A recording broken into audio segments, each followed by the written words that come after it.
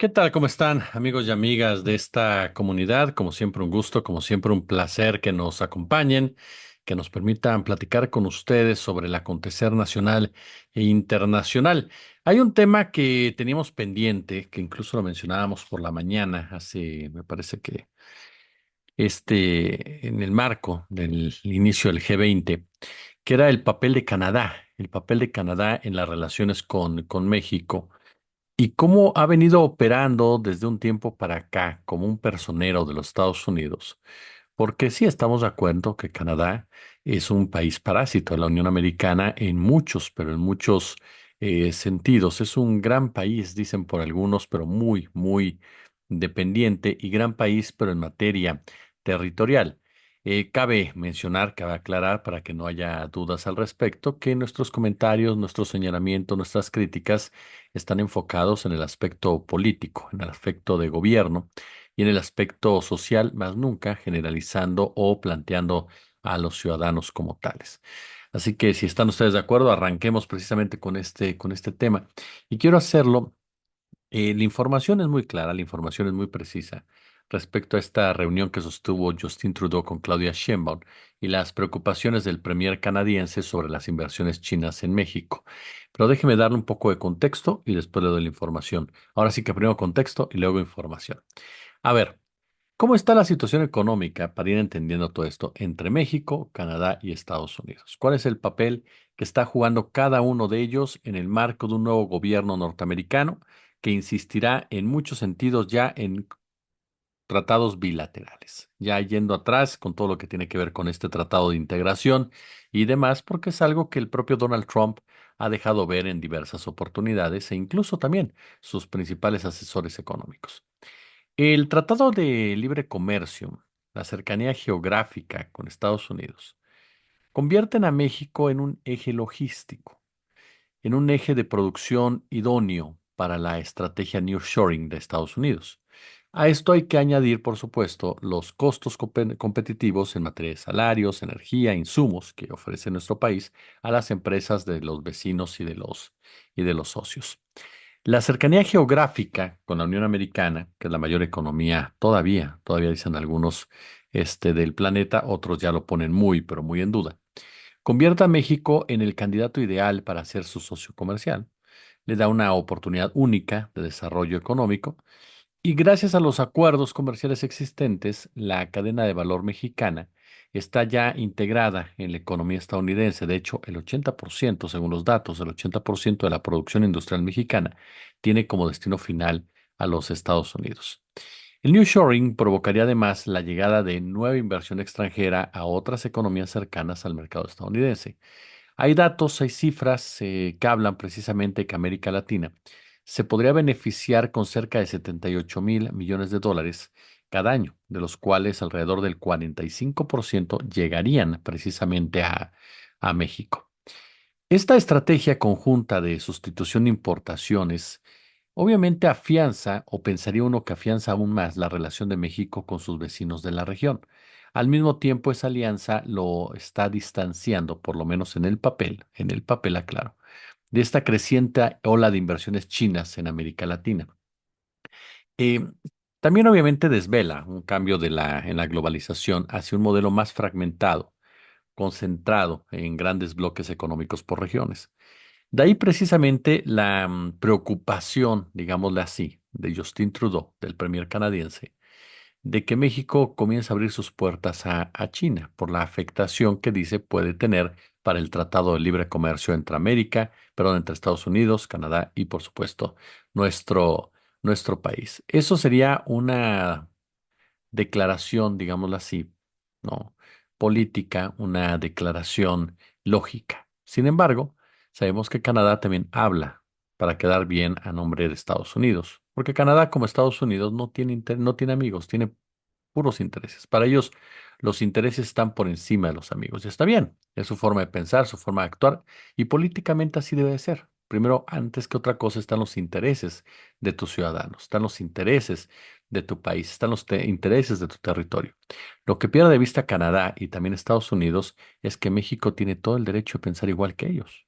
Es decir, ¿por qué si Canadá piensa primero en sus intereses y Estados Unidos hace lo propio? México tiene que ser distinto.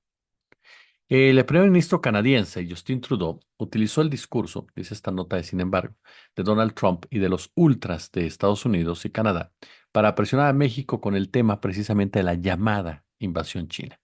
Durante una rueda de prensa, al finalizar la cumbre del G20, Trudeau destacó que expresó a la presidenta Sheinbaum sus preocupaciones sobre algunas, dice, algunas inversiones chinas en territorio mexicano y señaló la importancia de mantener el equilibrio y la fortaleza del TEMEC. Trudeau señaló que aunque existen preocupaciones sobre el impacto de las inversiones chinas, pues él confía en que México está comprometido con el TEMEC, un acuerdo que ha demostrado ser extraordinariamente exitoso. Sé que México, dijo Trudeau, está dedicado a seguir en este extraordinario, dice él, exitoso acuerdo comercial, y creo que la administración mexicana está explorando maneras de compartir, porque la gente no debería de estar preocupada con esas inversiones, fue lo que dijo Justin Trudeau, al más puro estilo de la mafia, ¿no? Al más puro estilo de esa reunión de Barcini con Vito Corleone. Finalmente dijo, pues esa es nuestra postura, estamos preocupados, nos llama mucho la atención esa cercanía con China, México tiene que demostrar lealtad al TEMEC, pero es responsabilidad del gobierno considerar qué posición va a adoptar. Es decir, esta posición intimidatoria por parte de Justin Trudeau, esta posición que te viene, insisto, de una copia vil de lo que hace el próximo gobierno de los Estados Unidos, encabezado por Donald Trump, para quedar bien con Donald Trump, porque tristemente el gobierno canadiense es sumamente lisonjero, a pesar del trato que les dio Trump durante su primer periodo, porque hay que recordar que en un principio Trudeau y Trump tuvieron diferencias, incluso hubo por ahí momentos difíciles, complejos, en las reuniones que sostuvieron y Trump no quería a Canadá en el TEMEC. Por supuesto que a México tampoco le convenía un acuerdo bilateral con Estados Unidos porque ahí cambia mucho la dinámica. En lugar de que sean 3 a 2, cambia definitivamente y por lo regular afecta al que tiene una economía menos importante.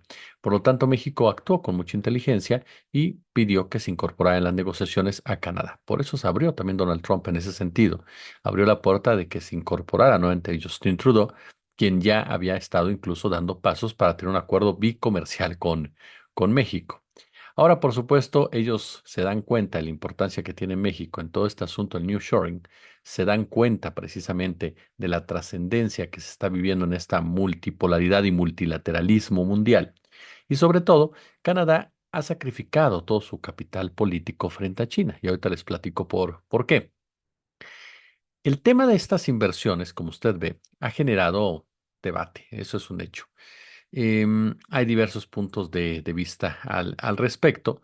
Incluso Marcelo Ebrard, el secretario de Economía, ya respondió a estas inquietudes. Obviamente defendió la postura de México, destacó la importancia de mantener firme el tratado entre los 3 países, como pilar, dice, para la estabilidad comercial de la región.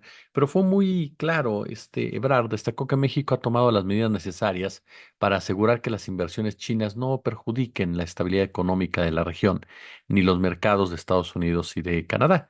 Hasta preguntó, ¿de qué hablan? ¿No? Él resaltó que a pesar de la preocupación de algunos actores como Trudeau, el gobierno mexicano está comprometido con la transparencia, con la cooperación dentro del TEMEC, y la administración de la doctora Claudia Sheinbaum ha reafirmado su disposición para continuar fortaleciendo el acuerdo, buscando asegurar la estabilidad económica y comercial de América del Norte.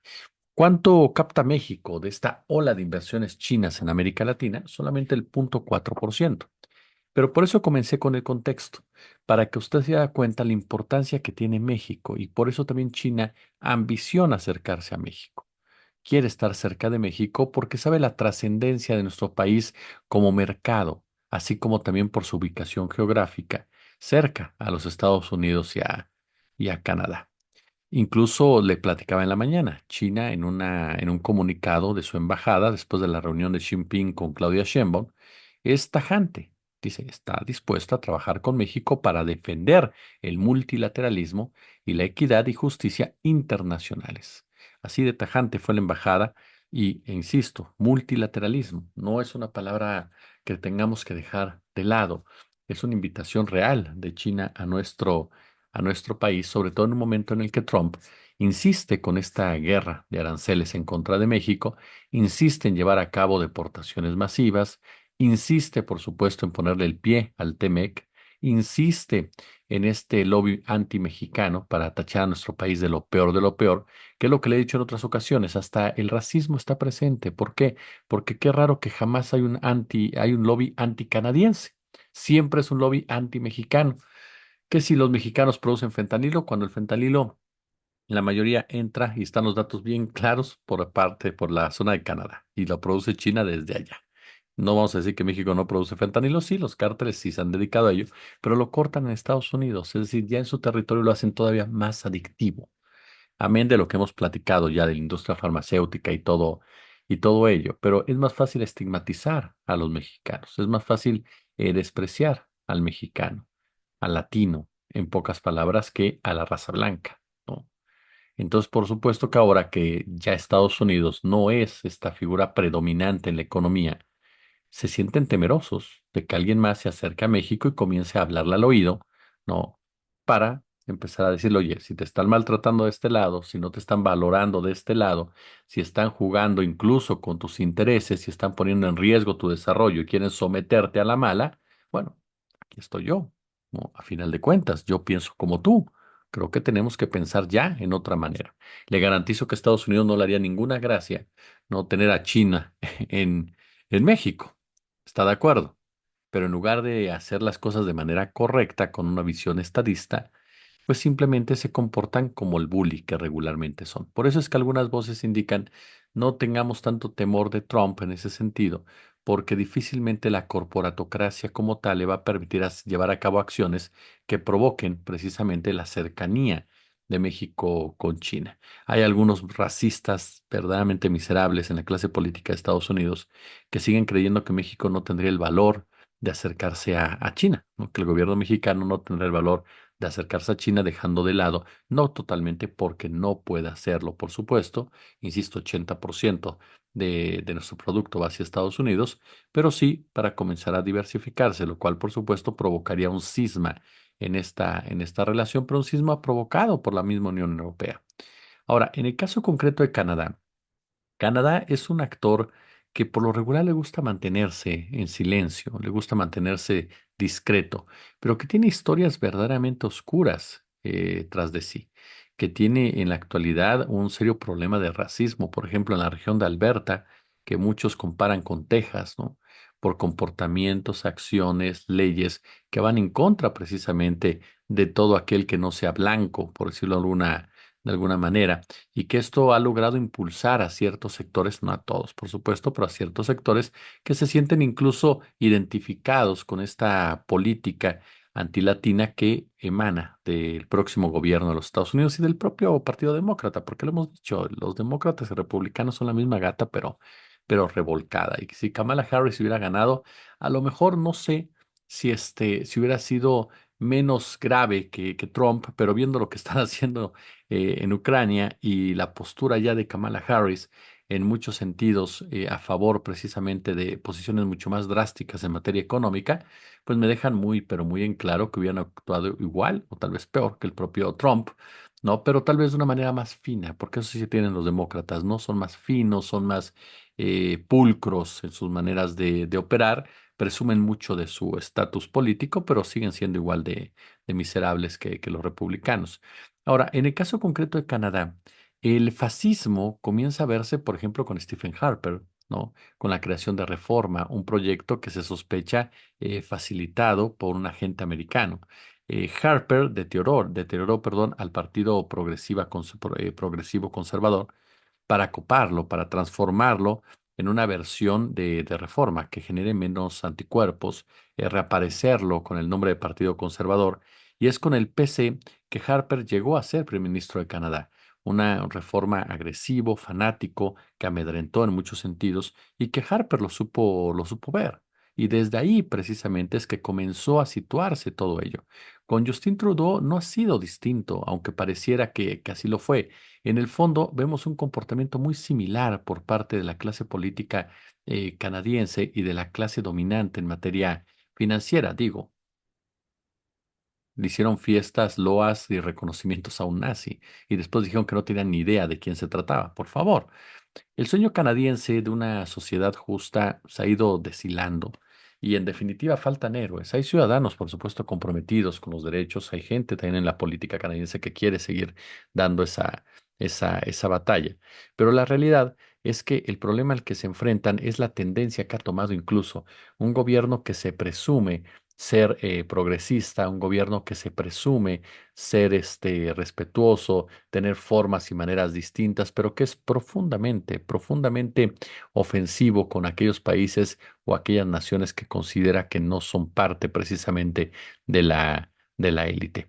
Le decía hace un momento que Canadá también ha quemado mucho sus naves y por eso está temerosa del caso China, porque tanto Canadá como Europa, manipulados por Estados Unidos en contra del gigante asiático, bueno, han llevado a cabo diversas acciones comerciales que sin duda alguna les traerán consecuencias. Incluso parece ignorar, ¿no? Parece más bien dicho que tanto Canadá como la Unión Europea pues ignoran el hecho de que China es ahora el mayor mercado mundial, por lo que ceder a las presiones de Estados Unidos sin duda alguna trae un problema en materia comercial, un grave daño precisamente para ambos. Beijing, ¿no? Puede tener razón. En cualquier caso, los gobiernos europeos o canadienses que siguen ciegamente las órdenes de Washington, y esto es lo que México tiene que aprender, ¿no? Estos gobiernos pueden sufrir por ello grandes daños, no solo por los altos aranceles que aumentan obviamente la inflación y reducen los niveles de vida, porque a final de cuentas, cuando Trump habla de los aranceles y Trudeau le quiere seguir la cuenta y demás, pues ellos saben perfectamente que se están dando un balazo en el pie, aunque todo parece indicar que no les importa mucho. Pero mire, esta acción que ha llevado Canadá y la Unión Europea en contra de China por mandato de Estados Unidos es una política muy estúpida. ¿Por qué? Porque puede provocar una represalia seria por parte de China, lo cual es, por supuesto, muy imprudente si tenemos en cuenta que China es ahora el mayor mercado de importación del mundo. Es un hecho que nadie, absolutamente nadie puede ignorar, pero que parece ser que Canadá y Estados Unidos se empiezan a cerrar ya en esta burbuja que lamentablemente busca arrastrarnos también a nosotros. Ese hecho nos lleva a otra discusión, ¿no? ¿Cuál es la forma correcta, no sé, de medir el tamaño de una economía, por el Producto Interno Bruto o por la paridad del poder adquisitivo? La cuestión realmente es una polémica ya muy vieja, es una polémica que se remonta incluso al comienzo de los criterios económicos modernos, que si no mal recuerdo se registraron en el siglo XIX. Incluso se refiere a esta idea del valor económico real, ¿no? Es una discusión, insisto, que comenzó hace muchos años entre Ricardo y Sismondi. ¿Es el valor de cambio como creía Ricardo o es el valor real, ¿no? El valor de utilidad como afirmaba Sismondi. Mire, supongo que es una polémica muy antigua que se explica con la fábula de Midas, ¿no? Que convertía en oro todo lo que tocaba y que murió de hambre. Pero lo cierto es que China elevó el nivel de vida y los ingresos de su población hasta niveles similares a los de las economías occidentales liberales, con este sistema mixto, como se le conoce, de la China comunista, que se convirtió en el mayor mercado de consumo en el mundo. Si cada chino gasta $2 estadounidenses en algo, estamos hablando de un mercado para ese producto de 1.800 millones de dólares. Bueno, Occidente, dominado y enseguecido por Estados Unidos, puede ignorar ese hecho solo a su propio riesgo. Y Canadá, por supuesto, está en ese tenor. Por eso es que vemos estos discursos y esta actitud tan radical de ambas partes. Ahora, exploremos un poco este tema también que es importante. La nueva ruta de la seda o la franja y la ruta lanzada hace más de una década ha conseguido agrupar a más de 150 países y una treintena de organizaciones internacionales. Según el Foro Económico Mundial, China ha invertido ya $1 billón en el proyecto y esas mismas fuentes sitúan las inversiones chinas relacionadas con el plan en Europa. En 2023 fue nada más ni nada menos, si no me equivoco, déjeme acordarme bien del dato, fue poco más del 3% del total. En cuanto a la creación de infraestructura, en el 2,8%, y Europa aún así se resiste a colaborar con China. Incluso Occidente presenta esa iniciativa de la ruta como el caballo de Troya de China. ¿Para qué? Para dominar al mundo. Esa retórica busca golpear la economía china, ahuyentando, por supuesto, las inversiones, rompiendo sinergias científicas, empresariales, dañando los proyectos económicos chinos en todo el mundo y estimulando la desconfianza hacia Pekín, así, de esta manera, perdón, los laboratorios ideológicos de Washington, pues elaboraron la tesis, ¿no? De la trampa de la deuda, aludiendo a las supuestas cargas que impone Pekín a los países socios de la ruta, y el Foro Económico Mundial de Davos calificó a China incluso como el mayor cobrador de deudas del mundo. Imagínense cómo han estado presionando precisamente a China, todo para desprestigiar su papel en el mundo. Incluso Occidente lanzó un conjunto de amenazas, profecías apocalípticas sobre la economía china, alarmas constantes por la definición del socialismo chino, campañas de intoxicación, de difusión de mentiras, en donde participan desde el Pentágono y la OTAN hasta los centros de investigación y medios de comunicación.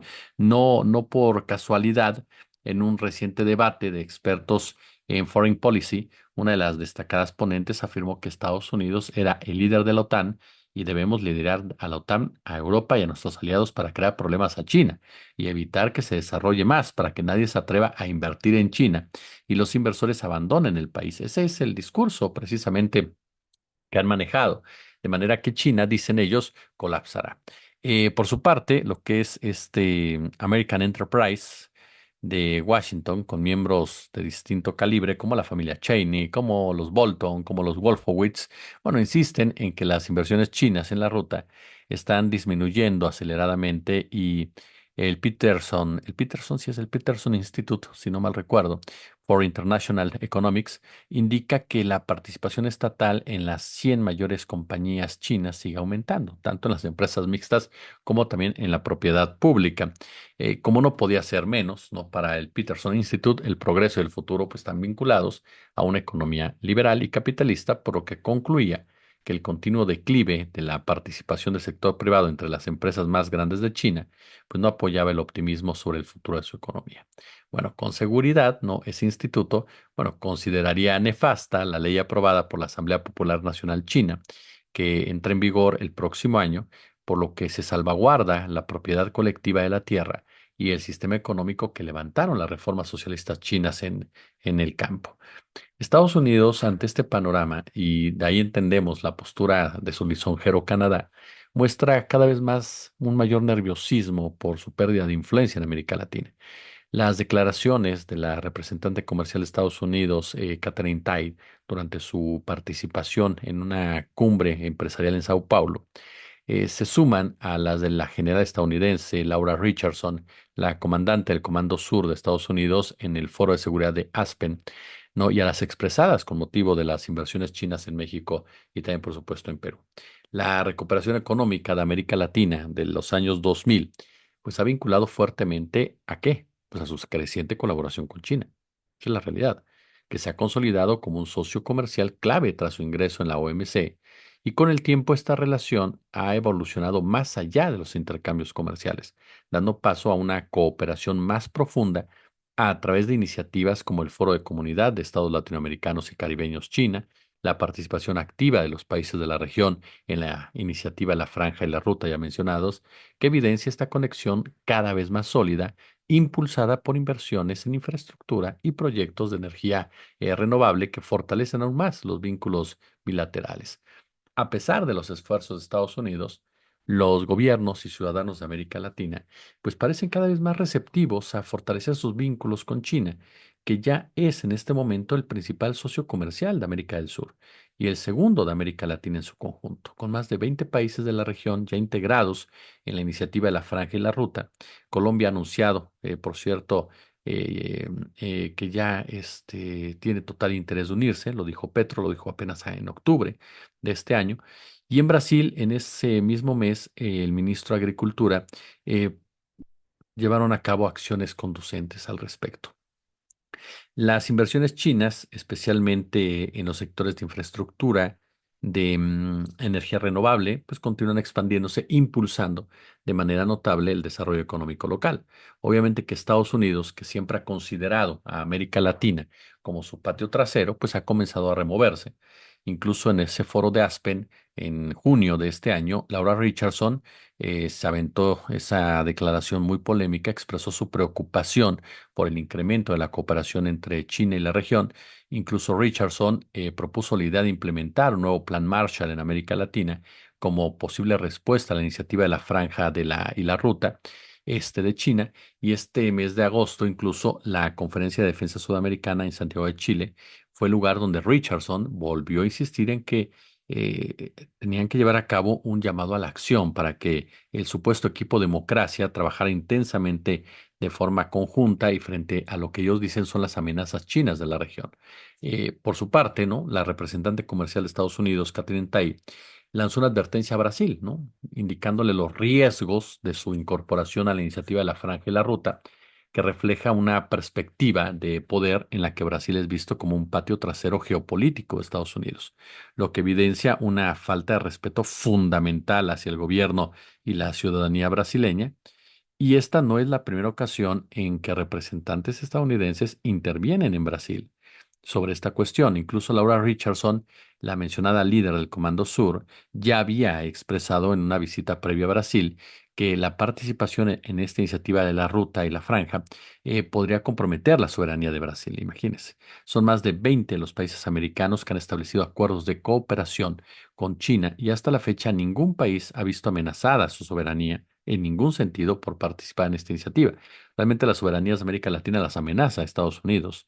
Los funcionarios de Estados Unidos quienes insisten en que Brasil opte entre Pekín y Washington, lo cual constituye aquí sí una interferencia abierta a la soberanía brasileña y declaraciones que se enmarcan en una estrategia más amplia de Estados Unidos que revive elementos de la retórica de la Guerra Fría, adaptándola al momento geopolítico, en línea, por supuesto, con los principios de la doctrina Monroe.